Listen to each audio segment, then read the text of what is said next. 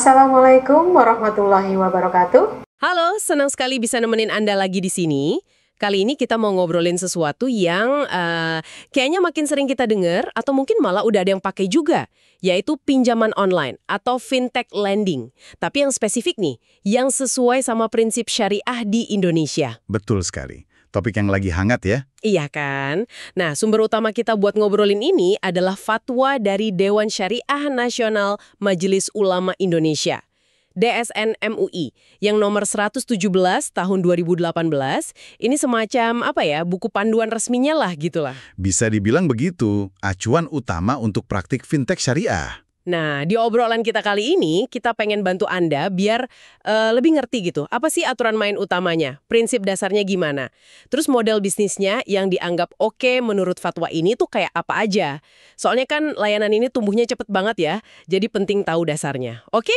Mari kita coba bedah bareng-bareng.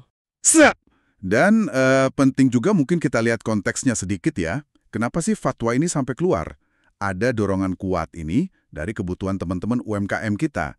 Mereka kan perlu akses modal yang cepat, gampang, seringkali lebih lincah dibanding bank konvensional. Oh iya benar, prosesnya kadang lebih simpel ya. Nah, itu dia. Tapi di sisi lain, masyarakat muslim juga butuh kepastian hukum syariahnya dong. Mana nih praktik pinjol yang boleh, mana yang sebaiknya dihindari, biar nggak kejebak riba atau yang dilarang lainnya.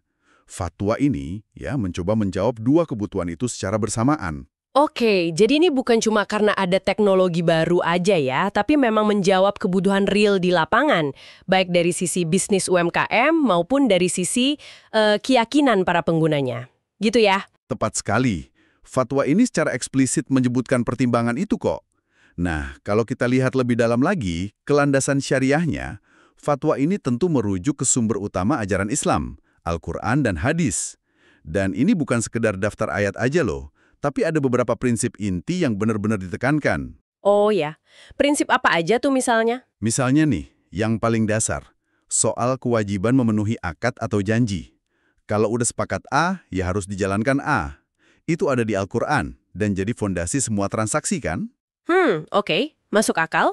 Terus, ada larangan keras ngambil harta orang lain dengan cara batil, cara yang nggak benar. Kecuali lewat perdagangan yang saling ridho, sukarela. Artinya, ya harus adil, transparan. Nggak boleh ada paksaan, apalagi nipu. Oke, adil dan transparan ya kuncinya. Betul. Prinsip lain yang penting banget itu amanah, kepercayaan. Ini relevan sekali di dunia digital kayak sekarang. Gimana platform jaga data pengguna, gimana dana dikelola dengan benar. Wah iya, isu data ini krusial banget. Nah, terus ada juga penekanan kuat soal larangan riba. Ini udah pasti jadi isu sentral di keuangan syariah. Riba itu kan tambahan yang disyaratkan dalam utang piutang. Fatwa ini mengutip hadis-hadis spesifik tentang transaksi barang tertentu, kayak emas, perak, gandum, kurma. Yang kalau sejenis, harus tunai dan sama takarannya. Ini untuk menutup celah riba. Oke, jadi detail juga ya sampai ke jenis barangnya. Iya, dan satu lagi prinsip fundamental yang dikutip. La dorar wala diror. Artinya, tidak boleh membahayakan diri sendiri dan juga orang lain. Ini jadi dasar penting buat perlindungan konsumen di layanan fintech ini. Wah, menarik. Jadi bukan cuma halal haram teknis ya? Bukan cuma itu, ada nilai etika bisnis Islam yang lebih luas. Keadilan, transparansi, amanah, hindari eksploitasi, cegah kerugian. Lengkap? Menarik banget sih dengarnya kalau dirangkum gitu. Tapi, muncul pertanyaan nih. Prinsip-prinsip ini kan umurnya udah lama banget ya, ratusan bahkan ribuan tahun. Terus gimana caranya ini diterapkan ke transaksi online yang cepet banget? Lewat aplikasi di HP, tanpa ketemu muka. Gimana tuh? Nah, ini dia. Ini tantangan, tapi sekaligus juga nunjukin fleksibilitas fikih atau hukum Islam. Fikih itu punya mekanisme untuk beradaptasi. Jadi fatwa ini mengutip beberapa kaidah fikih yang relevan. Kaidah fikih? Contohnya gimana tuh? Misalnya, ada satu kaidah dasar yang bilang, pada dasarnya semua bentuk muamalah itu transaksi sosial ekonomi ya, itu boleh hukumnya. Oh, boleh. Iya, boleh. Kecuali, nah ini ada kecualinya. Kecuali kalau ada dalil atau argumen syariah yang jelas-jelas melarang. Ini ngasih ruang yang luas banget buat inovasi, termasuk di fintech ini. Asal, yaitu tadi, nggak nabrak rambu larangan kayak riba, gharar. Gharar itu yang ketidakpastian ya? Betul, ketidakpastian yang berlebihan atau maisir, itu spekulasi atau judi. Itu nggak boleh. Ada juga kaidah lain, misalnya segala bentuk bahaya atau kerugian, doror tadi, itu harus dihilangkan atau dicegah. Ini memperkuat sisi perlindungan penggunanya. Harus aman buat semua pihak. Oke. Bahkan ada kaidah yang mengakui adat kebiasaan atau urf sebagai sumber hukum juga, selama nggak bertentangan sama syariah tentunya. Ini bisa membuka pintu buat praktek-praktek bisnis modern untuk diakui gitu. Wah, menarik ya. Adat bisa jadi hukum juga. Iya, selama nggak nabrak prinsip dasar. Nah, yang paling penting nih buat transaksi online, itu soal majelis akad. Majelis akad, apa itu? Itu tempat dan waktu terjadinya kesepakatan. Dulu kan bayangannya orang ketemu fisik ya, tapi para ulama, baik yang klasik maupun kontemporer yang dirujuk fatwa ini, sepakat bahwa majelis akad itu nggak harus berarti pertemuan fisik di satu tempat satu waktu. Oh ya, jadi gimana, Don? Komunikasi lewat tulisan, lewat telepon, atau ya sarana elektronik modern kayak sekarang ini, itu dianggap sah untuk membentuk akad. Asalkan masih dalam satu rangkaian percakapan atau korespondensi yang nyambung soal kesepakatan itu. Wah, oke. Jadi chat atau klik setuju di aplikasi itu bisa dianggap majelis akad juga ya? Bisa, selama syarat dan rukun akadnya terpenuhi dan prosesnya jelas. Ini yang ngasih landasan kuat buat keabsahan transaksi fintech secara syariah. Jadi fikih itu ternyata cukup adaptif ya menghadapi teknologi. Oke deh, jadi ada jembatan lah ya antara prinsip lama sama praktek baru ini, lewat kaidah fikih dan interpretasi ulama. Nah, biar kita semua makin clear nih, mungkin perlu kita samain dulu pemahaman soal beberapa istilah kunci yang sering muncul di fatwa ini.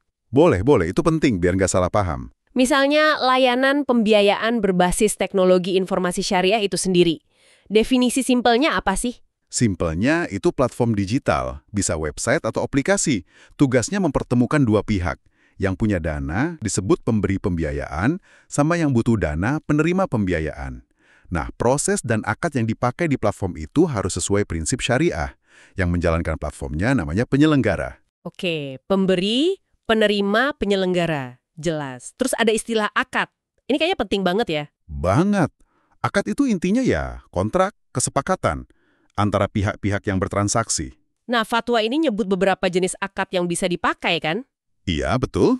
Ada beberapa. Misalnya akad jual-beli, al-bay. Terus akad sewa atau jasa ijarah. Ada juga kerjasama modal. Itu bisa musyarakah atau mudharabah. Beda dikit di strukturnya. Bedanya apa tuh musyarakah sama mudharabah? Secara singkat. Singkatnya, kalau musyarakah, semua pihak bisa setor modal dan ikut kerja. Untung rugi dibagi sesuai kesepakatan dan proporsi. Kalau mudharabah, biasanya satu pihak modalin, pemilik modal, pihak lain yang jalanin usahanya, pengelola. Untung dibagi, rugi ditanggung pemilik modal aja. Oke. Terus ada akad lain. Ada qard, pinjaman kebajikan. Murni pinjam, balikinnya pokoknya aja. Tanpa tambahan apapun. Nggak boleh ada bunga sama sekali. Terus ada wakalah. Itu akad perwakilan atau pemberian kuasa. Bisa juga pakai fee. Jadi wakalah bi al-ujrah. Nanti kita lihat gimana nih dipakai. Sip. Dan yang terakhir yang dilarang keras nih. Perlu diingat terus ya. Harus. Yang dilarang itu riba. Ya, bunga atau tambahan apapun atas pokok pinjaman, terus gharar, ketidakjelasan atau ketidakpastian yang fatal, misalnya barangnya nggak jelas, harganya nggak pasti, waktunya nggak jelas. Lalu maisir, ini unsur untung-untungan, spekulasi, mirip judi lah. Tadlis, nah ini nyembunyiin informasi penting atau cacat barang, biar orang mau transaksi, nggak jujur gitu. Wah, ini mirip mis-selling kalau di konvensional ya. Mirip, tapi dilarang keras dalam Islam. Terakhir, doror, yaitu tindakan yang sengaja ngerugiin pihak lain. Oke, lengkap nih. Riba, gharar, maisir, tadlis, darar. Harus dihindari semua. Betul. Pemahaman soal akad mana yang dipakai dan apa yang dilarang ini fundamental banget. Karena ya inilah bedanya fintech syariah sama yang konvensional. Akadnya harus pas sama tujuan pembiayaannya. Kalau mau beli barang, ya pakai akad jual beli. Jangan malah akad pinjaman berbunga kan jadi riba. Transparansi soal akad ini kunci. Baik, kita udah pegang nih dasar prinsipnya, landasan fikihnya, sama istilah-istilah kuncinya. Sekarang, masuk ke aturan mainnya nih. Apa aja sih ketentuan umum yang harus diikuti sama penyelenggara fintech syariah ini? Menurut fatwa gimana? Oke, masuk ke ketentuan umum ya. Fatwa ini ngasih beberapa rambu penting. Yang pertama dan paling utama, udah pasti, seluruh proses penyelenggaraannya itu wajib patuh sama prinsip syariah. Artinya, ya harus bersih dari unsur-unsur yang tadi kita sebut. Riba, gorar, maisir, tadlis, darar. Plus, transaksinya nggak boleh untuk barang atau jasa yang haram. Ini harga mati. Oke, syarat mutlak ya itu. Betul. Kedua, kalau platform pakai perjanjian standar atau baku, yang biasanya kita tinggal klik setuju itu kan. Iya, yang panjang banget biasanya. Hehe. Nah, itu isinya harus adil, seimbang, dan wajar. Nggak boleh ada klausul yang berat sebelah atau ngerugiin salah satu pihak secara nggak adil. Prinsip keadilan ditekankan banget. Penting nih buat kita sebagai pengguna perhatiin juga ya. Al-baik, ijarah, mudharabah, musyarakah, wakalah bi al-ujroh, sama qard. Pemilihan akad ini penting biar substansi transaksinya benar secara syariah. Jadi nggak bisa asal pakai akad ya? Nggak bisa. Keempat, soal teknologi nih. Tanda tangan elektronik itu diakui sah.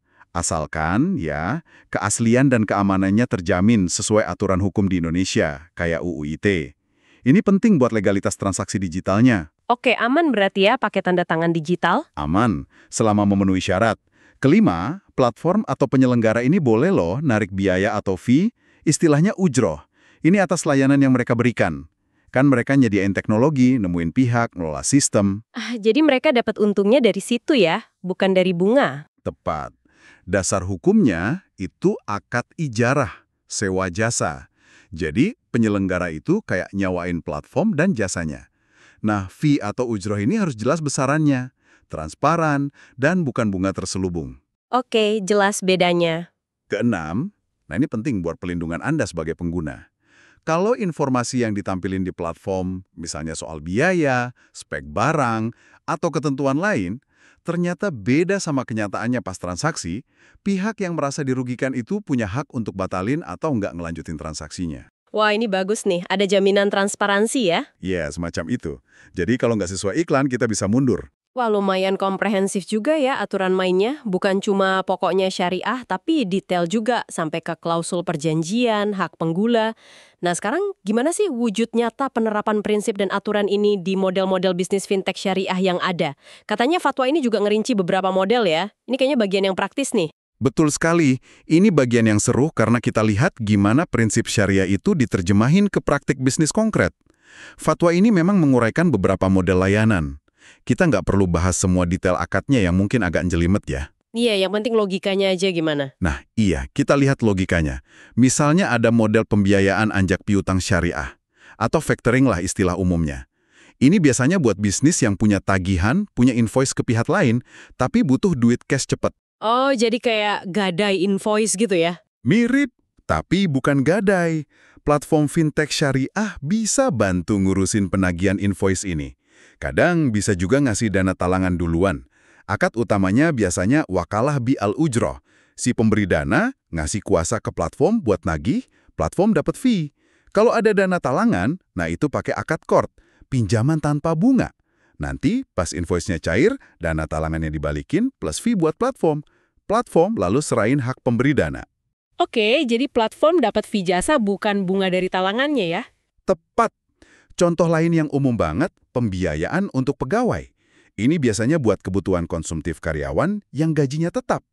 Platform kerja sama-sama kantornya si karyawan, seringkali pembayarannya nanti potong gaji.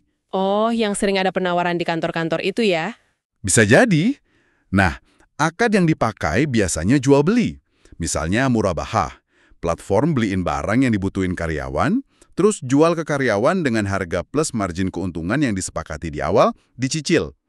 Atau bisa juga akad ijarah, kalau tujuannya buat jasa.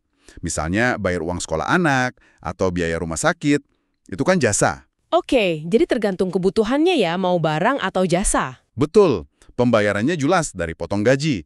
Lagi-lagi, platform dapat fee atau ujrah dari pemberi dana atau penerima dana, karena dia jadi perantara dan mengelola. Akadnya wakalah bil ujrah. Oke. Terus ada lagi model lain? Ada lagi model buat bantu penjual online. Kan banyak tuh sekarang ya.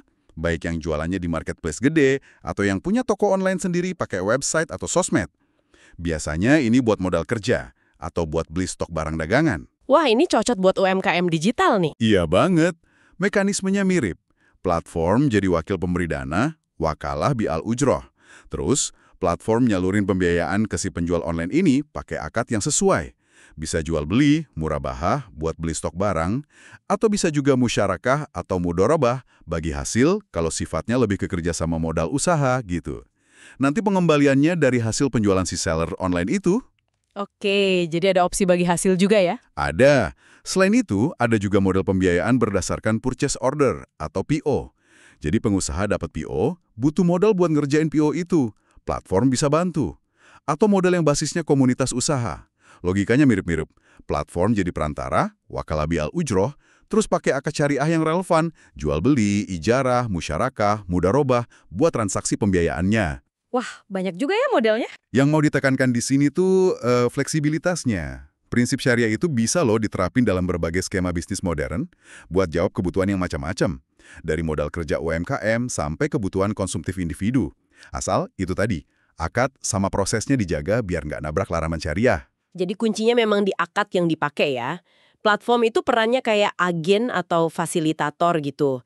Dan tugasnya mastiin transaksi intinya, entah itu jual beli, sewa, bagi hasil, atau pinjaman tanpa bunga itu sesuai syariah. Betul sekali. Keragaman model ini nunjukin kalau syariah itu adaptif ya ternyata, nggak kaku sama sekali. Sangat tepat. Fleksibilitas ini penting banget, biar keuangan syariah bisa terus relevan dan jadi solusi di era sekarang. Nah, tinggal satu pertanyaan lagi nih yang sering kepikiran. Kalau amit-amit ya terjadi masalah atau sengketa antara pengguna, entah itu pemberi atau penerima dana, sama platformnya. Gimana cara nyelesainnya menurut fatwa ini? Ada jalur khusus nggak? Pertanyaan bagus. Fatwa ini juga udah mikirin kemungkinan itu kok. Di bagian akhir, ada aturan soal penyelesaian sengketa. Prinsip utamanya, yang didorong pertama kali adalah jalan damai, yaitu musyawarah untuk mufakat. Oh, jadi ngobrol dulu baik-baik ya? Iya, itu langkah pertama. Kalau ada keluhan atau nggak setuju soal sesuatu, coba dibicarain dulu baik-baik antar pihak. Cari solusi bareng. Oke, win-win solution diutamakan. Betul. Tapi kan kadang nggak ketemu juga ya titik temunya, musyawarah bisa buntu. Nah, kalau itu terjadi, fatwa ngarahin penyelesaiannya lewat lembaga penyelesaian sengketa yang berdasarkan prinsip syariah. Lembaga khusus gitu? Ya, di Indonesia ini bisa berarti lewat Badan Arbitrase Syariah Nasional atau Basyarnas, atau bisa juga lembaga mediasi atau arbitrase lain yang memang diakui dan punya kompetensi di bidang ekonomi syariah. Jadi ada jalur formalnya juga ya yang tetap syariah? Ada. Jadi proses penyelesaian sengketanya pun tetap dijaga dalam koridor syariah. Baik-baik. Rasanya kita udah kupas lumayan dalam ya isi dari fatwa DSN MUI nomor 117 ini. Kalau boleh saya coba rangkum sedikit nih poin-poin paling penting yang perlu kita bawa pulang dari obrolan ini. Boleh ya? Silakan. Pertama, yang jelas sekarang itu ada panduan resmi buat fintech lending syariah di Indonesia. Jadi ada kepastian hukum dan operasionalnya. Betul. Kedua, intinya itu ya kepatuhan sama prinsip syariah, hindari yang dilarang kayak riba, gharar, maisir, dan kawan-kawannya. Dan harus pakai akad yang dibenarkan. Itu jantungnya. Ketiga, ternyata prinsip syariah itu fleksibel banget ya. Bisa diterapin di macam-macam model bisnis fintech modern buat jawab kebutuhan yang beragam. Adaptif. Iya, adaptif. Keempat, peran platform atau penyelenggara itu penting banget. Bukan cuma soal teknologi canggihnya aja, tapi juga buat mastiin kepatuhan syariah dan transparansi ke pengguna. Setuju sekali dengan rangkuman itu. Mungkin kalau boleh nambahin sedikit? Boleh banget. Fatwa ini kan fondasi ya, dasar hukum yang penting. Tapi biar fintech syariah ini benar-benar tumbuh sehat dan bawa manfaat maksimal, implementasinya perlu didukung beberapa hal lagi. Misalnya, pengawasan yang efektif, baik dari OJK maupun dari DSN MUI sendiri. Oh iya, pengawasan penting. Terus, peningkatan literasi syariah di kalangan pengguna. Biar kita semua, baik pemberi dana maupun penerima dana, paham hak dan kewajiban kita dalam skema syariah ini. Setuju, biar nggak cuma ikut-ikutan. Dan terakhir ya, inovasi yang terus-menerus dari para pelaku industrinya. Harus kreatif tapi tetap nggak boleh keluar dari bingkai syariahnya. Wah, lengkap nih tambahannya. Pengawasan, literasi, dan inovasi yang bertanggung jawab ya. Nah, sebagai penutup nih ya, mungkin ada satu pertanyaan buat jadi bahan renungan Anda di rumah. Fatwa ini kan udah ngasih kerangka aturan formalnya nih. Udah jelas apa yang boleh, apa yang nggak boleh, akadnya apa. Tapi gimana ya caranya kita bisa mastiin bahwa jiwa atau semangat di balik aturan syariah ini, semangat keadilan, semangat kemaslahatan atau kebaikan bersama, semangat tolong-menolong, itu benar-benar hadir dalam praktek fintech sehari-hari. Pertanyaan mendalam ini. Iya, gimana caranya biar kita nggak kejebak cuma di pemenuhan formalitas akad aja? Oh, udah pakai akad A, berarti udah syariah. Padahal mungkin semangatnya belum dapat. Dan apa ya peran kita masing-masing sebagai pengguna atau mungkin calon pengguna dalam ikut serta ngebangun ekosistem fintech syariah yang nggak cuma halal secara aturan, tapi juga toyib. Baik, berkualitas, dan benar-benar bawa dampak positif yang nyata buat masyarakat luas. Itu refleksi yang bagus sekali. Pertanyaan ini mungkin nggak ada jawaban tunggalnya ya, tapi menarik aja buat kita pikirin bareng-bareng. Oke deh, terima kasih banyak sudah nyimak obrolan kita kali ini. Semoga ada manfaatnya ya. Sampai ketemu lagi di kesempatan berikutnya.